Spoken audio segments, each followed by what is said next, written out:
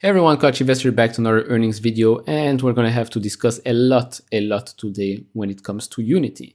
Because a month ago we discussed that, well, they announced that they're going to merge with ironsource. It's more of an acquisition than an actual merger. We discussed that. That video will be in the top right corner if you want to revisit the whole story. Today, before the market opens, suddenly out of nowhere, ironsource competitor AppLovin suddenly announced that they are submitting a bid basically to acquire, also merge with Unity. And they wrote here a whole story as to why they could be a great partner for Unity, etc., etc. Now, to me, this offer here is a joke.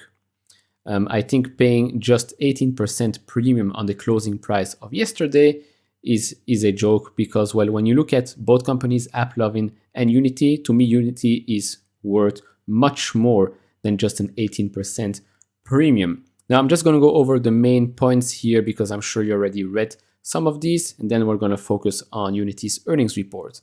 So what they're saying here is the scaled operations and cash flow targeting combined run rate revenue of over $7 billion and a run rate adjusted EBITDA of over $3 billion by the end of 2024. So this is what they think will happen if both companies will merge. The estimated synergies of over $700 million adjusted EBITDA achieved in 2025 with a minimum of $500 million in 2024 based on accelerated revenue opportunities, operational efficiencies, and scale benefits. Now, I'm not saying that AppLovin is a bad company per se. No, I'm not saying that at all. And to be very, very honest, I haven't really studied the company that much in depth. So if you are one AppLovin shareholder and you have more information, maybe you're a shareholder of AppLovin, Unity, and ironsource, do share your thoughts down in the comments below. But to me, I would rather Unity stay with ironsource, and that's about it. To me, what this shows me is that AppLovin is actually afraid that Unity and ironsource together might affect their business negatively. Because if we scroll all the way down here, let me find the exact sentence. All right, right here. So the execution of a definitive merger agreement between AppLovin and Unity would be the subject to approval by each company's board of directors, determination of the proposed acquisition of ironsource Ltd. So they're not willing to buy Unity and ironsource at the same time. They want to buy Unity, and Unity has to stop the acquisition merger of ironsource, which in my opinion, I don't see it happening. And to be honest, if it comes down to a vote, I'll vote against this merger, but that's just me. Now, AppLovin reports earnings tomorrow. As you can see here, they did give us a little updated version. So for software platform, nothing changes there for the full year. Apps, that is a bit down. Total revenue is a bit down as well. Adjusted EBITDA stays the same, and adjusted EBITDA margin, quite nice to be honest, 37 to 40%. The prior one was mid-30s. Now, I'm not going to go and do a full overview of AppLovin, so I'm just going to use StockCart. You can use StockCart as well. You can follow our channel's portfolio and join the contest. Link will be down in the description below. It's free to enter. You might win $250 if you beat my portfolio and all the other portfolios in that contest. It's free to enter and you have a chance to win money. So why not? So in summary, AppLovin here, their card is basically high growth potential, which I think everybody can agree here. Struggling operations, like most growing stocks. Calm investor sentiment as of today. Same return as the market. If we look here at a 5-year return, they're down 40%, while they didn't really go public that long ago. 1-year return, down 37%. 3 months, it's actually up close to 19%, so quite nice there. Fairly priced stock. Analyst consensus, only 1 sell, 11 buy. And then the average price target here for the analyst sees a very, very nice upside here, almost close to 100%. The price today is $36. The analyst price target, the average here sits at 65.13. So quite a nice upside there. But again, tomorrow they report earnings that might change very, very quickly. So there you have it. Those are my thoughts. I would not want Unity to break their agreement with ironsource, even though maybe for some of you, AppLovin is a bit better. To be honest, we need to study AppLovin as a company, but to me, the deal they're having with ironsource as a Unity shareholder makes more sense for me. Do share your thoughts down in the comments below. Now, at the time of making this video, Unity during the day was barely up. After hours, it's down around 3 to 4% as of right now. Maybe during the call, they might mention something about AppLovin, maybe not. If they do, I'll pin it in the comments. But overall, they did beat on earnings per share, and they also beat on revenue for this quarter. That doesn't mean that it was a great quarter. So let's have a quick look. But before I do so, if you want to support this channel, do check out the link down in the description and in the pinned comment to get the top 10 best stocks to buy now, or go to full.com/couchinvestor and make sure to check out all the other links in the pinned comment, some of which might actually save you some money. So, Unity.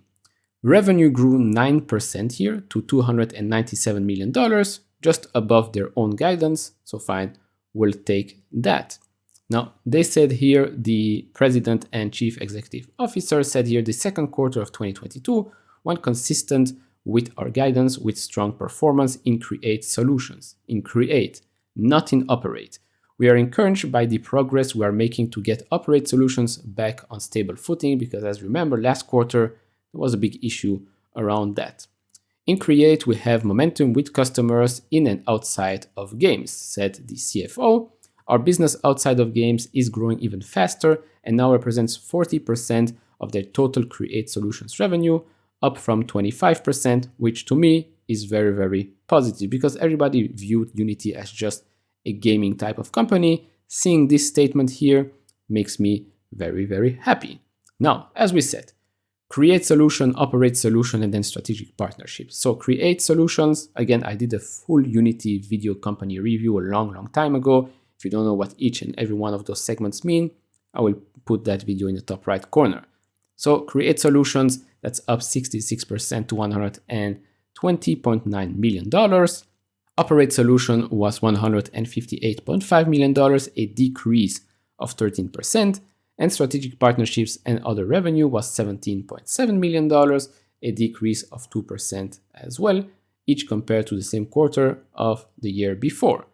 Now, loss from operation was $197.7 million, or 67% of revenue, compared to a loss of $149.2 million, or just 55% of revenue. So they are losing a bit too much money, in my opinion here. And remember, they did say in the last call that they do see profitability sooner rather than later. Well, I don't see it here quite yet. Now, when it comes to customers that generate more than $100,000 in revenue in the trailing 12 months, that number sits at 1,085 customers compared to 888 the same quarter last year.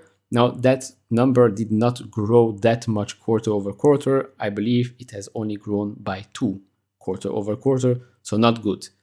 What's also not good is the net dollar expansion rate here. So dollar-based net expansion here, they're right here, was 121%. That's down compared to 142% same quarter last year. Not something you would like to see. And I believe it's also down quarter over quarter. I believe it was in the 130% or so last quarter. Correct me if I'm wrong, but I think I might be correct here. Now, a couple of recent business highlights. Obviously, the announcement and intent to merge with ironsource. Probably going to talk about that during the call. They formed a new joint venture to grow its business in China. That was very surprising. They announced a partnership with Microsoft. It has selected Azure as its cloud partner to build and operate real-time 3D experiences with the Unity engine. Great win for Microsoft here. And as for outlook for Q3, they expect revenue to grow between 10 and 17%, which means $315 and $335 million. Non-GAAP from operations to come at negative $42.5 million at the midpoint. Non-GAAP operating margins to come at negative 13%. When it comes to guidance for the full year, it has been reduced from last quarter. I believe now at the midpoint it sits at 19.5%. Before it was just over 20%, so not great there either. So overall, to conclude this quarter, again, this was a meh quarter for Unity. I will be listening to the call after I finish up this video, and if there is something special, something out of this world, maybe some comments on AppLovin, I will put it in the pinned comment So keep an eye out on that. Overall, I don't intend on selling any shares right now. If they do cancel their merger acquisition of ironsource and plan on merging with AppLovin, I might have to rethink that thesis. But as of now, I'm not doing anything, not buying, not selling. This quarter was a meh quarter, guidance also meh. So let's see what happens. Obviously, do share your thoughts down in the comments below. What are you doing with your shares and all the other questions I asked you at the start of this video? Leave it in the comments. And if you enjoy this type of videos, leave it a thumbs up. If you haven't subscribed to this channel, maybe hit that subscribe button. And I'll see you all in the next video. Bye bye.